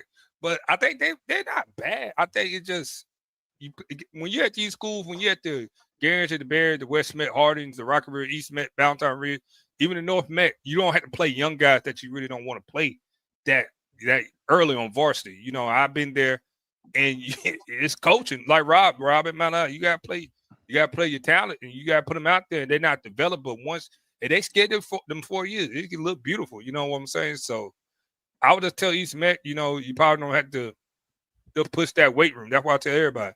Push the weight room, make sure them kids stay active in all those sports. But they're not bad. To me, they're not bad. I don't see bad I don't really think none of them programs are bad, to tell y'all the truth. Yeah, the biggest thing, you know, with some of these schools is, and I'm sure they would tell you the same thing, it's a numbers game. Yeah. You know, you look at the teams on the left, they've got, you know, more numbers. They usually have pretty good JV programs with numbers. Some of the schools on the right have very small JV teams, or some that have no JV teams. Mm-hmm. And you know, in the era that we live in now, with all the player movement and things, they probably lose more than they gain. You know, So that's a tough thing to kind of build from. But the big key, for some of these schools, I think, is to try and build that JV program. Yeah. Even if you only got 20 kids, keep them together, have them play JV. I tell this story all the time. 2014, the last year I coached, I was at Harding, and my goal was to build a JV team. And we had 22 kids on that JV team. I believe 19 of them were freshmen. Mm-hmm. And on that JV team, you had a future championship game MVP in Brahim Murphy, a future power forward defensive back in Malik Dunlap, a future defensive MVP of the championship game in Trayvon Corbett. You don't know what you got, but you got to let them start somewhere and develop.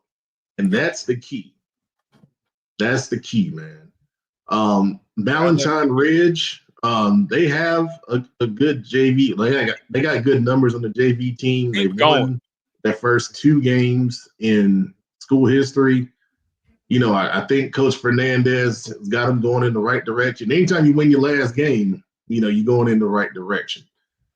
They got some good young talent on that team. They got a freshman wide receiver named Zion Caesar, who is going to be really good. I mean, he's good already. Yeah, I think the only thing about Valentine Ridge, just keep improving on that schedule. Like Rob said, you always look at your schedule and make sure your schedule February the type of team you got right for the next 2 years, and then go off that. All the coaches, they be like, well, I gotta look at it. No, go off the 2 years. Look at your most of the times your juniors and your seniors. You look at it, you base it off that. Hey, we don't be competitive, and then go like that. You don't have don't have too much pride. Just go out there and get some wins. You know what I'm saying? I like what Valentine Ridge did, but me and Pep said this year, that was the best schedule I seen. I think even Garrett, the only thing I would take Lake Norman Charter off that schedule and go get play somebody like why take Lake Norman Charter off? Man, Lake Norman Charter really good, and I think that Garinger, they need to dwell on that, play the Berries and stuff like that. I like seeing them play that. I'm sure Garinger and Harding will try to work something out, because they were initially scheduled, and then there was a conflict where they had to drop. Because we usually play that game first. That's usually the first. That's usually one of the early seasons. Yeah. And those are the best. Those are the best games of coaching because it's competitive. I think Garinger, Berry, West Mac, Harding, and I'm just naming. I know someone might be in the same conference. Valentine Ridge, Rocky River. I think they need to, if they're not playing in conference, it need to be something that they play non-conference. Even at North, even playing North, because not saying that North is a very young team. Y'all, we'll talk. That was the next team to talk about. Yeah, go ahead. North Mac is young, and they always get a lot of talent from Piedmont and stuff like that, and all the area school. They battle with the other West Side school for the ransom and the it's James Martin and stuff like that. But it's a lot of talent, man. Charlotte Middle School football, even JMA, they're becoming a powerhouse. Shout out to coach over there. You got a lot of talent. It's just talent, and these kids are going everywhere. They're not just going to West Charlotte, and they want to play early. You know what I'm saying? But also, I think in this, and we both noticed, North Mac has been a feeder for a lot of these other schools that had kids transfer into their programs. Yeah. Out of respect for the families and the names, like if a lot of those kids would have stayed in that program, man, we might be talking. They might be on the other side of that. There's some. Most of them are in the playoff right now, but that's I don't do that no more. I used to be like that, but after Sean talking about Matt, I don't do that no more. But I think we didn't say no names. We didn't say no names. But I agree with you. Because North Mac, I think make sure the administration and the coaching staff are on the same page. I would say that because I think that was some of the issue, because they had the coaching changes, and that's why them kids were doing what they did. But North Mac, a couple 3-4 years ago, everybody was talking about them. It was a hot team. But the thing is, for the last 2 years, No, you're right. No, what you're saying, you're right. I'm an administrator and I'm a coach, so I'm gonna be careful what I say. So they had two great coaches. Like, think about, so Robert Vereen is a legend. He's probably one of the best players in recent history that's come out of North Met, right? In recent history. Yeah. I think he's like top 3. Yeah. You gotta be top 3. I love Vereen. I think Vereen didn't get no comment. I don't want to say because I love Vereen. I don't want to do that. All right, let's go to the playoff games here. You on the same page. You on the same page. I just don't want to say because I love Vereen. All right. So Palisades is going to South Mecklenburg. South Mecklenburg School is under construction. They do not have any home games, so this game will be played at Waddell. That's why I put that on the screen there. These two teams are former conference mates. They have not played this season, but they know each other pretty well. What's your first thoughts on this one, guys? The biggest thing, and y'all may think I'm being crazy, but me and Pep talk about this. Them playing at Waddell they need to go out there and make sure that field ready, because that field don't be looking rough, because we posted whoever playing there supposed to take care of it, and the CMS do not go over there. They'll put the fertilizer on it, but they'll let that thing grow and they'll cut it. Why are they playing there? Because South Met field's getting redone. It's been like that. South Met have not played one game at South Met this year. So you would think if it's getting redone, pick a better field. It's somebody that's they played on it last week, and I haven't heard anything negative about it. That field. Well, I'm basing it off of what Brandon's saying. I don't know. That field rough, boy. Hopefully they taking care of it. But I would say this. It's like Rob said, this is a game where I'm very curious, because both coaches are very high energy guys. You gotta be ready to play when you play Coach Evan or Coach Simmons' team. Them kids don't come out there, don't punch you in the mouth. It's gonna be a physical game. So I'm really excited for this game. This is a great week 1 matchup, playoff game. Great round 1 game. I would argue, for classification purposes in their class, this might be the best coach versus coaching staff matchup in the first round. I would say that too. Say that. You think of Joe Evans, super prep, you talk about Coach Simmons, a mad scientist. You get what I'm saying? Like, these are guys that you gotta get your special teams ready when you play Simmons. Simmons knows. You better be right playing Simmons. You better be right playing Joe. So these are obviously two guys I respect the utmost in this coaching profession. But looking forward to it. This is gonna be a chess match. I would say this is probably, and I'm talking about classification wise, it's the best game in that classification in the state. Okay. I want to see Palisades pass defense because obviously that big win Providence had a couple weeks ago, they got it done throwing the football, coming back in that game. South Meck has a similar ability to throw the football with Carter Gillis at the quarterback spot. And they got a couple of guys at receiver in Moon and Callaway Williams that can make some plays. They've also got Rucker, who's a talented player. He's been playing some running back, but he plays tight end also. So they've got a couple of different ways they can attack here. And then on the other side, I want to see South Meck's run defense. Yeah. Because they just gave up a big game to Josh Falzerano from Myers Park, over 200 yards on the ground. So Lincoln Wise, Palisades running back, is a key player here. So a lot to watch in that one. That's definitely good. Do they have the camera over that one, L? Is it up and running? Okay. Yeah, it worked. That'll be what I'm watching on Friday. I won't be at a game Friday, but Shaquan will be at this game. I know what game I'm watching. Okay. Is that the next one on the list? The school your daughter go to.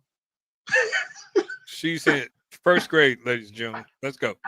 I'm watching Ardrey Kell versus Providence. Go ahead. The reason why I'm watching this game, even though Providence won 14-28, from what I heard, it was 7-21, and they started that fourth quarter. It could have went either way. The reason why Providence and AK are very big chess match. Yeah, I'm coaching this game 2 years in a row. When I was with Brad Bowles, you gotta be ready to play because it's hard to beat your rival. This is not one of them during oh, we just don't like each other on when we play. No, this is a cold-blooded rivalry. Sure, it's like one of the funniest ones. Like you can't wear purple. At AK, you can't come with the black and gold. Me and Breon was laughing. Me and Coach Holmes was laughing about it earlier. But this is a legitimate rivalry. These two schools do not like each other. They want to dominate. And AK has been dominating Providence in this rivalry for a while. And now to see Providence get a big time win in football, they got to go do it again. Coach Wes Ward has to have his team motivated to play again. Knowing Wes, he got to get them going. They got to forget about what they did last week. Got to forget about the 11 sacks. You got to go out there. I mean, make a joke about it. You got to go get 18 this week. You got to go do it because Greg, AK is very well coached. They have beat Providence with less talented teams before. And I'm going to go ahead and tell you, they remember everything that happened last week. And y'all bet, boy, this is going to be a good game. This is going to be boy. Well, let me ask y'all, how hard is it to be a good team twice? Much less back-to-back weeks. It's hard. Look, it's extremely difficult. We went through Bishop McGuinness last year, so we handled them in the regular season, and I knew. And shout out to Coach Mark Holcomb. He was the head coach at the time. He's actually at Wake Forest now, and it was a chess match, man. He started changing up stuff, and we knew it was coming, but we was like, okay, what is he going to change up? And he ended up changing up, and then it took us a while to figure it out. But once we figured out, we had to make our adjustments, and it was on the fly. So what we saw the first time wasn't the same team. So they had corrected a lot of mistakes that they had made in our game previously, and that's the dangerous thing about seeing them again, because every coach, I don't care. In close games, we feel like we was that one play away. Yeah. And if we would have did this right, or we would have ran this play, or if we was in this coverage, if you would have got hands on them on this route, or whatever the case may be, we always think we're one play away from winning a tight game. In most cases, we are. So that was the case here. So it's just going to be about who can, control their locker room and their culture. And that message, because Providence, you don't want to go in there with the, hey, we beat them before, and Audrey Kell. I don't think that's the case here. And Audrey Kell can't be too down about losing. I already know they ain't. You already know they ain't. So Jock and them heard they got this game again. They probably came to school Monday, and them kids were ready to go. Oh, absolutely. No, absolutely. Rob, when I tell you these two schools do not hit, man, it is bad. Like, I used to be like, whoa. I remember one of the boys wore a purple shirt to practice. Them kids ripped that thing off and said, don't you ever. They made go bench chest that day. I said, okay. All right, we got Chambers going on the road. They are going to take home Pinecrest. Now, for Chambers here, I think they're excited to play someone not in Charlotte here. Yeah. Like you said, Coach Doug, you can't look at Chambers' record and just assume that they're a 4-win team because of who they played. We know they got athletes on both sides of the ball. They can be dynamic offensively with Zion Haley at quarterback. They got guys at all three levels defensively that can give you problems. And Pinecrest is coming off a tough loss to Richmond County, 58-27. Now, shout out Richmond's quarterback, who threw for nearly 400 yards on them. So, Pinecrest not playing the best football. Can Chambers go and pull it up to it? They got to come ready to play. That's all. Especially on that long drive, boy. Lord Jesus. Where is Pinecrest? Is that near Fayetteville? Where is that's out east. Yeah. Yeah, it's right outside Fayetteville. It's where they play golf at. Is that where that is? That's Pinehurst. It's right outside of Pinehurst. That's what I was thinking. Like, what? It's right outside Pinehurst. It's Southern Pines. It's right there by Pinehurst. I got you. So I thought you wasn't looking. It's an hour 52 minutes from Chambers to Pinecrest. So that's 2.5 hours on the bus. That's light work. That's light work, because I'm gonna tell you, and I'm not talking about the game. I'm talking about the travel. So I better not hear a fan talking about that. Nah, bro. Listen, the way we travel this year, I don't want to hear that. No, I know what you play that. You gotta get some more people enrolled in school. Early dismissal, y'all. Welcome to our conference. Rob used to get home at 3:00 in the morning. He don't care, but he don't want to hear nobody talk. I don't want to hear nothing. Back on Palisades and South Meck, this is a good point here. John says Palisades quarterback also played for South Meck last year, so that will fire. Well, that fire, I'm sure, is blazing hot if that's true. There's nothing else I need to say. Y'all know what I mean. All right. You stupid. West Meck going on the road. They got in the playoffs at the 24 seed. They are going to play at Davie County. This game is interesting because West Meck going in here as a young team, a team with just coming off their first win literally of the season. I think they come in here and they're going to empty the playbook. I mean, I think you can see onside kicks on the first kick of the game. You can see trick plays. You can see it. I mean, why not? So Davie County is going to have to be ready for just about anything here and kind of play, kind of conservative. I think the key for them is just to get a lead and make them play from behind, because the longer he's around, the more confidence those young guys are going to get, and they're going to play more free. And you don't want to be in a dogfight here if you're Davie County. They're pretty strong 9 seed that can possibly make a run. That coach they got, they don't run that ball. Well, I'm gonna tell you, this is my house money game of the week. And what I mean by house money is West Meck has absolutely nothing to lose in this game, because people, it is what it is about the brackets, but I believe I got a lot of respect for Coach Beatty. Waddell, a lot of respect for that man. It's my brother. Shout out to Beatty. But at the same time, these kids, it just depends on how they are. If they use all the chatter as motivation and they go in there like, we're going to show them, because we all know it's not the lack of talent. They got talent. It's just the kids got to be able to come together. And they know what winning is the truth. That one you were talking about, the defensive lineman, he is the truth. Yeah, so, that's shout out that man player, Antonio Flowers. Yes. So you go in there with a motivated talent, it could get interesting. The only thing I would tell you, I was talking to West Meck players, and I'll probably call over there tomorrow, is they'll block out the noise when you get in that stadium, because that is a tough place to play at, boy.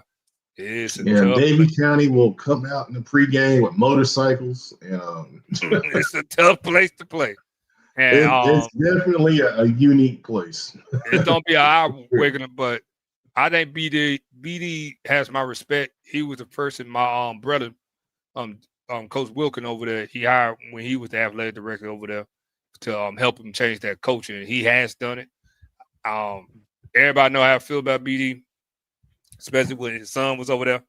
But BD's the man, and I'm proud of him. So go do it. Yeah, shock the world, baby. All he don't do is be conservative, man. I played that coach when he was at West Cabarrus. He gonna be conservative. He gonna try to set that, run the ball, and then start passing. What they show on film, that's what it's gonna be. I'm telling you, it is what it is. All right, we got Hopewell and Charlotte matchup here. Hopewell going on the road to take on Butler. Both of these teams with 4 wins on the season. But as you said, these records are kind of different here. Butler played in the very tough Power 6 conference. But it's really good. I think Coach Snead's done a great job in his first season getting Hopewell into the playoffs a lot. And that's something that I don't think anyone expected coming into this season. And, I know Coach W said, West Meck was your house money game. I think this is the same thing here with Hopewell. I was just thinking the same thing, Pep. And they've got a creative offensive coordinator over there. And I guarantee you they're going to have some things. But, when you play a legend in Brian Hales, he's going to have some things too. And he got the formation, him to death. I already he said what Karen said. He said they don't be the November night. I did see that. All right. Hey, when he say that, Rob, we already know what you gonna see a whole bunch of unbalance. On another show, Butler's going to be everybody's November nightmare. He about to see the y'all guys that know some football because he better go unbalanced and he don't butt sweep you to death. You better be ready. And he the boogeyman. He gonna be the boogeyman. Hey, Rob, he about to see can you coach. I'm just telling you, I'm not saying that they can't. He about to see can you coach. And I'm gonna tell you something. All the coaches, and we know, and coaches, we coach with a lot of passion, a lot of ego. And the thing is, if you got to see Coach Hales in the playoffs, I don't care what team he got. Yeah. You ain't getting much sleep. You game planning because you're gonna see a bunch of formation, and it's gonna be a physical football game. Because worst case, you want to get your kids out there healthy. Because one thing about Butler O-line, they're gonna put paws on you. Yeah, that's just what it is. That'd be butt sweep nation over there, boy. Hey, Hopewell got some offensive linemen too now. Man, Coach Snead have developed some offensive linemen. So no, and Snead comes from. So I would tell y'all this: Snead's not nervous because Snead coach under Hales, so Snead know what to prepare himself for. I think that what it's gonna be is how good is that Hopewell young defense is. Can that young linebacker, because you don't have to set the edge, you don't have to come run some alleys. You can't just discourage and give a big play because you will give a big play up with that unbalanced stuff, But I don't, I think it'll be a pretty interesting game. They got a running quarterback. When you got a running quarterback and he could throw that thing any given Friday, baby. There you go. All right, we got Ragsdale coming down from the 3-3-6 to take on the conference champion Olympic Trojans. Olympic, do what you gotta do. We don't lose. I don't know nothing about Ragsdale. We don't lose 3-3-6. Ragsdale has a pretty good interior defensive lineman that has to get blocked. He has a chance to be disruptive. Nah, he's pretty good. So. That big boy, he's pretty good. Yeah, so the good thing is for Olympic, they've got playoff experience. They got a senior quarterback in Chance Cato who's been through, some of these wars. They got decent linemen too. Yeah. No line. Yeah. Like I said, I like them, they're out of all the games here. I think I'm more confident in them, getting the win here. I'm more confident in Mountain Island. Not. B, stop it. That's given. That's not.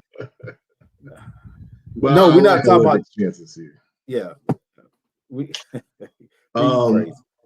Your Gaston County week play football 2 game of the week. Forest View at Concord, Coach. Yeah, and it's indirectly because, like we talked about earlier, Coach Shep comes from Gaston County. 2 good coaching staffs again. And I think that it's going to be a good game. I think Coach Shep is going to come in, or they're going to Concord, so that changes. But I'll tell you a story. Last time they played in the playoffs is when remember Rocky Reed played for Concord, and Rocky Reed and they're actually my former coach from Kelty Armstrong. He's at Weddington. Shout out nephew.